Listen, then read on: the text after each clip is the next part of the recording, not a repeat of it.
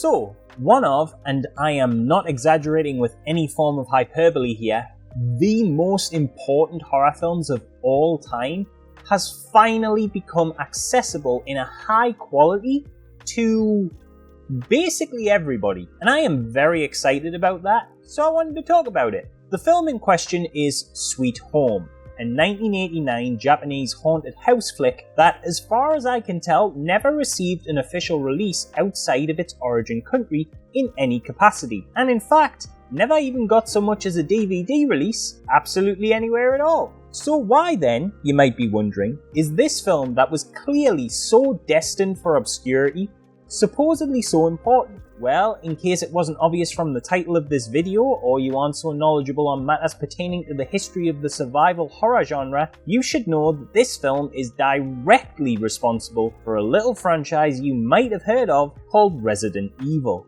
You know, that thing that, depending on which way you want to count it, spawned over 30 video games, many of them multi-million sellers, 11 films, 2 TV series, 21 novels, a whole bunch of comics, a theme park attraction, and a couple of stage plays? Just that little thing. And when I say that Sweet Home is directly responsible for Resident Evil, I don't mean in some kind of obtuse butterfly effect, the Ellen show ended because My Chemical Romance formed after 9/11 kind of deal. I mean that Sweet Home has a straight up one-to-one connection with the world's most famous horror gaming franchise. But before I get into explaining all of that, I want to take a moment to briefly chat about today's sponsor. Me! Chances are, if you're watching this video, you're probably a fair bit into horror, perhaps even into horror gaming, and if that's the case, then do I have the series for you. About a year ago, I had the mind-blowing opportunity to sit down with the CEO of film and documentary studio Creator VC, the guys and gals responsible for critically acclaimed smash hit documentaries like In Search of Darkness and the recent FPS stock, and pitch them on a concept covering the evolution of horror games. And after months of work, Terabytes, that's what we're calling it, got greenlit! This huge 5-hour-long documentary series begins production next month and features a cast of 40-plus horror gaming legends. People like Joe White and Heidi Anderson, voice actors for Chris Redfield and Jill Valentine from the very franchise we've just been talking about, Resident Evil. Silent Hill series producer and one of gaming's all-time greatest composers, Akira Yamaoka. Indie legends like Adolf and Dave Zemansky, creators of Faith, The Unholy Trinity and Iron Lung. The co-directors of Dead by Daylight, the creators of games like Outlast and Soulman, Phantasmagoria and Alien Isolation, and you can find the full cast list, trailer and much more at the link in the description, where we are having our pre-sales campaign. This is your chance to support the series and celebrate the often unfairly overlooked talent behind the art we love so much, as every penny made during this promotion helps expand our production budget and make this series even bigger and better. Plus, by purchasing any item in the pre-sale, you'll get your name in the credits of the final production, a free digital soundtrack from the lovely folks at New Retro Wave, and, as a special bonus, a free digital copy of our previous gaming documentary FPS stock. But act fast, as depending on when this video goes up, there may only be a small amount of time left to take part in this pre-sales campaign and gain access to a bunch of exclusives. I'm personally producing this documentary series, and this is a dream come true for me, so I'd appreciate any of your support in helping making it the best it can be. And while we're talking about celebrating horror gaming history, let's get back to Sweet Home. So how is this obscure Japanese movie possibly responsible for one of the biggest and most important horror franchises in any medium? Well, you see, during its release, Sweet Home did something fairly unprecedented at the time. They made a movie tie-in game, which is not entirely unusual, but this was one of the first instances where such a thing was created to act as a kind of synergetic cross-media event, where both works launched on the same date and promoted each other. Rather than having the game be an afterthought made off a hot IP from someone acquiring the license, as far as I can tell, the intention from the get-go was always for these two things to coincide and be created as kind of like a package deal once they had conceived of the film as an idea. The producer of the film, Juzo Itami, even also produced the Capcom-created role-playing game tie-in, and the film's director acted as supervisor on the game, which actually expanded upon the film's narrative. Depending on the format you watched it in, the movie would even open with this rad little promo that featured this animated skeleton and cut between footage of the film and game together. Now you might have noticed in my little backstory there that I mentioned the folks who made the video game were none other than Japanese giants Capcom, the same Capcom of course responsible for the Resident Evil franchise. And guess what? The very first game in that absolute powerhouse of a series was originally developed as a remake of the Sweet Home video game, at the suggestion of that game's original creator, Tokuro Fujiwara, who had been frustrated with some of the limitations of the Famicom system Sweet Home was originally developed for, and wanted to remake the game without those limitations so he could incorporate ideas the tech at the time had not allowed him to do. The game only changed from this direction and became the Resident Evil we know and love today simply due to a rights issue. And that's the big story.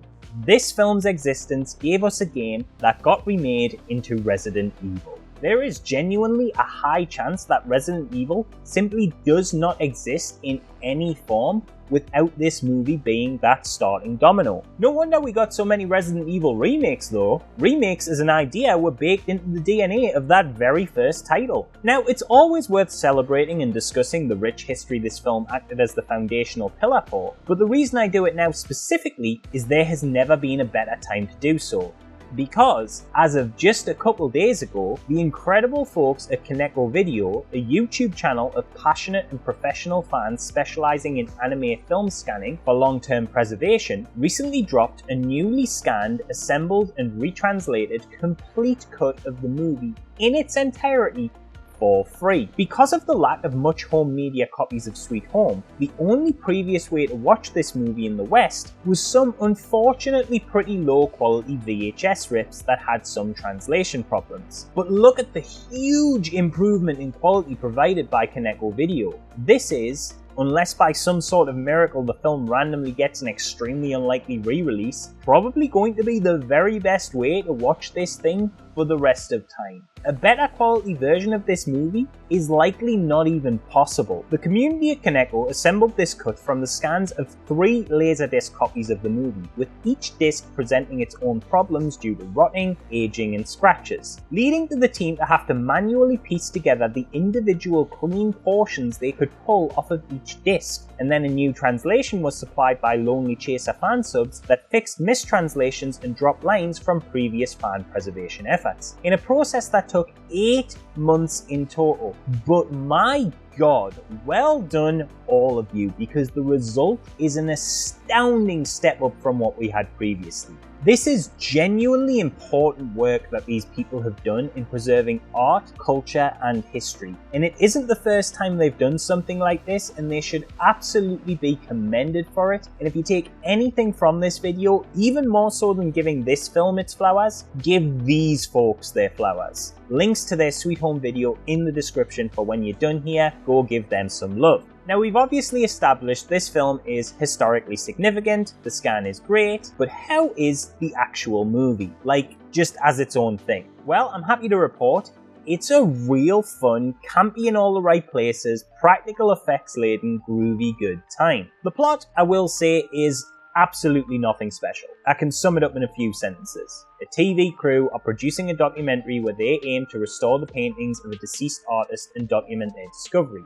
So they journey to the dead fella's old abandoned mansion, and what do you know, something paranormal's going on here, haunted hijinks and spooky shenanigans ensue. There is a little bit more to it than that. There's a running theme of grief at losing a family member that reoccurs as a driving factor in the characterization of the documentary crew's director Kazuo, as well as coming up in the backstory of why the mansion is haunted. There's an allusion to a potential romance between him and the crew's producer Akiko. There's an arc around him and his daughter growing closer after the off-screen loss of his wife caused a slight bump in their relationship. But it's all very light, it's all just kind of inoffensively there, neither notable enough to be a big appeal of the film, nor intrusive to a point it detracts from it, except maybe at the starting act of the movie where things do move a little slowly. But after that, the plot, story and characters are all just kind of a perfectly fine vehicle to drive through all of the fun spooky stuff. The main appeal of this movie, and it is a great appeal, is all the B-movie-esque campy haunted house set pieces it throws at you. We're talking reanimated toddler corpses, possessions, crawling torsos, evil shadows, the works. But the thing is, where this movie excels on that front is that it's presenting schlocky, but it doesn't feel schlocky. Funny enough, that's something I've always thought about Resident Evil as well. Like Resident Evil, the movie presents its audience with a variety of hokey backstories and campy creations, but it's all presented in such an interesting and compelling way, in this movie's case that's through its visuals, that you're not like laughing at the cheesy stuff, you are genuinely on board with it. It's kind of like the Evil Dead in that way. In fact, it actually has a very Sam Raimi style direction to it. There's moments of that kind of rapid camera movement. Characters will straight up cartoonishly scream into the camera like they're in one of his Spider-Man films. There's really gnarly and over-the-top gore effects. But it's not doing it to poke fun at itself, it's earnest and sincere in a way that works with the audience rather than against itself, if that makes sense. It never feels cheap, it never feels cheesy, even when it is being cheesy. And that's a tricky feat few directors can pull off. You'll notice throughout this video I haven't actually name dropped the director yet, and that's by design, because I kinda want it to almost be like a reveal. You see, I think because Sweet Home culturally sort of exists in that weird grey area of being part of the cliff notes in the story of a more known franchise, rather than seen as a story and piece of art all on its own, and because one of the few things outside of its connection to Resident Evil that people do know about it is that it's campy, and released with a video game tie-in, I think that people expect Sweet Home to have been a cheap, thrown together effort from some no-name director hired more to produce a result rather than to bring any unique artistic vision to the film. But that couldn't be further from the truth. This movie was made by none other than the legitimate master of the craft Kiyoshi Kurosawa, the man who went on to create such seminal J-horror features as Cure and Cairo, the latter of which I even have a 26-minute long video essay on for Wholesome Halloween, so that should give you a small idea of how rich and rewarding I personally find this dude's work. Kurosawa was not here just to collect a paycheck, and you see that throughout the whole production. Though the plot might be a corny, tropey, haunted house effort, Kurosawa treats it with respect. There's beautiful stuff here. I love this shot of the dusty light rays falling onto an empty pram as the crew break into the mansion, foreshadowing its tragic backstory. I love the gorgeous imagery of the director's possessed daughter slowly turning as her back faces the camera and feathers fall around her. A moment actually quite reminiscent of Rezi's iconic first zombie turn to the camera. There's also some stunningly incredible practical effects throughout. One that really floored me was how they made this guy look like he had glowing holes in him before he peels and crumbles down to the bone. And there's even some genuinely creepy moments throughout, such as the reveal of the first possession in which the crew's reporter pulls a towel from her head to reveal this legitimately disturbing looking image. There is a craft on display in almost every frame of this thing. The mansion looks spectacular, and even in some moments during those fixed camera shots from interesting angles that stare down its hallways and show off its dusty old rooms, feels vaguely like Resident Evil. And though Resi definitely took more inspiration from the game tie-in than the movie, it's still cool to see hints of some of its roots here. Hell, the film even kinda ends on something akin to a boss battle, which is pretty rad. All in all, Sweet Home is just a real fun time that I think deserves to be remembered on its own merit. The only reason it doesn't have a legacy all its own with Blu-ray re-releases and an official global release is, we think, possibly because of a dispute between the director and producer. Different reports suggest that either the producer made several cuts to Kurosawa's work he wasn't happy with, and that he was so upset he wanted to be removed from the film credits, or that Kurosawa felt he wasn't fairly compensated on the back of the VHS and Laserdisc releases, and either one or both of those issues stopped the film from being brought to new formats and getting a chance to be seen by new eyes. But now, with Kaneko Video's work, the film is available in its best form, and it is such a thrill to see it now preserved in such a high quality and accessible manner. So I just want to say once again before I finish here, well done to Kaneko Video. The work you've all done here, the work you've all done in the past, and the work you all continue to do is awesome, it's important, and I'm so glad you all do it. Thanks for watching, subscribe to my OnlyDans, make sure you check out Terabytes, and I'll see you all next video.